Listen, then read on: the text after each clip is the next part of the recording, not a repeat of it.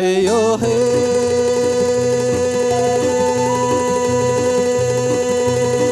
yo, hey yo, hey yo. Fala professores, professoras, hoje a gente veio falar sobre os jogos de movimento. E em algum momento da sua vida, você já deve ter apostado uma corrida ou jogado uma partida de futebol. Quando nós crescemos, as coisas ficam um pouco chatas, mas o que não podemos esquecer é que o nosso público são as crianças e eles adoram se movimentar.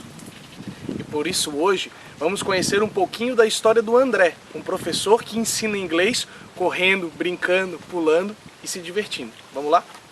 Fala então, professores, professoras. Vocês já viram um pouco das imagens que rolou aí no vídeo, um pouquinho dessa história que o André está desenhando aí com a prática dos jogos de movimento.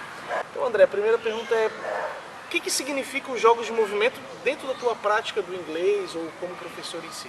Certo.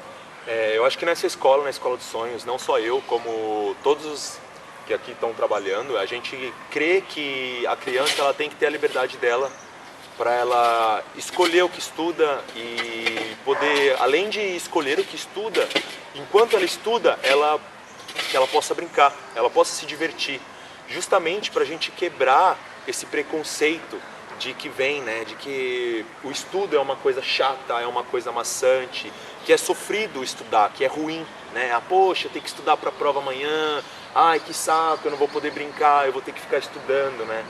E o intuito dessas atividades de movimento, já que crianças basicamente é movimento e de brincadeiras, né, de correr, a gente quer mostrar que ela pode sim aprender uma coisa nova, né? Ela pode aprender e esse método de aprendizado pode ser uma coisa muito gostosa de se fazer, que é esse o objetivo, né? A gente quer que a criança ela aprenda, ela consiga se evoluir, né? Conquistar alguns objetivos, mas que seja de uma forma gostosa, para que mais para frente, daqui a alguns anos, eles não precisem passar por esse problema de, poxa, eu vou ter que estudar, e eles terem outra postura, que, olha só, hoje eu vou estudar esse assunto é muito legal, estou super curioso, eu quero saber o que é. A gente quer deixar que a criança fique interessada, que ela goste de estudar.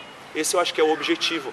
E a gente consegue ver, né, no dia a dia, na nossa metodologia, que o brincar na educação, ela tem um efeito positivo.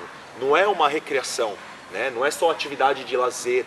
A gente está aqui fazendo um trabalho sério, um trabalho que é embasado, tem um embasamento teórico, né, no brincar como uma educação, e a gente acredita muito nisso. É isso que a gente busca, é o que a gente quer, né? É o que a gente quer as nossas crianças felizes. A gente não quer mantê-las numa sala para poder, sabe, explicar tudo. A gente não quer isso, a gente não acredita nisso. Apesar de termos sido formados, né, por essa metodologia, a gente vê hoje a possibilidade de uma mudança para uma metodologia mais agradável, mais gostosa para as nossas crianças, né? O objetivo é esse. Segunda e última pergunta, André. Você até mencionou, a gente quer ensinar tudo, né? A gente acha que a escola vai ter a capacidade de ensinar tudo que é possível para uma criança. E aí a gente vai partir do pressuposto que tudo que teoricamente for copiado, lido, repetido incansavelmente vai ser memorizado e aprendido. Só que a gente descobriu que não é bem assim. Não é bem assim. Então, assim, quando você coloca um jogo de movimento, como o Mr. Wolf, que as crianças aprendem o alfabeto e depois também fazem uma atividade física, você acha que ali tem um aprendizado como teria se tu tivesse escrito no quadro o alfabeto? Você acha que há proximidades nessa relação? Tem aquela coisa, né, de o decorar e o aprender, né? Eu acho que quando você passa uma coisa na lousa, uma maioria acaba decorando, né? Querendo lá, no caso do inglês, você pode passar uma palavra ou uma expressão e colocar a tradução do lado, né? Isso é uma forma, funciona. Só que é legal? Não é legal, sabe? É uma coisa decorada, não é uma coisa gostosa de saber. Fala, poxa, eu queria colocar uma coisa em que as crianças vissem uma utilidade no que elas estão aprendendo naquele momento, porque é uma coisa completamente diferente para elas. Para uma grande maioria, o inglês é um bicho de 7 cabeças. Palavras diferentes, coisas, nossa, mas como assim, né? Potato é batata, não tem nada a ver, mas, poxa, e justamente para eu tentar fazer esse link de você começar a usar o inglês com um objetivo, né, a gente acaba fazendo essas atividades. Até porque as atividades em que eu faço, em que a gente faz, a gente consegue colocar várias matérias, né? Focus language, né? No caso, o foco ou é actions, ou numbers, ou letters, né? Que são as letras, os números. A gente consegue trocar e manter a atividade da brincadeira. Então a gente consegue fazer com números, com cores, com alimentos. E a criança ela vai vendo olha só como eu consigo usar o inglês, eu consigo me comunicar em inglês, eu estou entendendo o que eu estou falando, né? E o meu amigo está entendendo o que eu estou falando. Quando começa a ter essa comunicação entre eles, e eles percebem que eles estão falando uma outra língua, que não é a deles, eles começam a se encantar. E aí eles começam a falar com mais vontade, a brincar com mais vontade, e aquilo lá começa a ter sentido na vida deles. E eles falam, poxa, agora o inglês, eu estou entendendo, eu estou vendo o porquê aprender inglês, né? Vamos pegar os que as crianças fazem, o que elas gostam de fazer, e vamos dar vida nisso, né? Vamos fazer com que seja gostoso. Então, professores, espero que o André contribua aí para pensar novas metodologias, não só para aula de inglês, mas para toda e qualquer disciplina, ou não, né? Que seja disciplinar ou interdisciplinar. E até breve. Obrigado, gratidão. Até a próxima.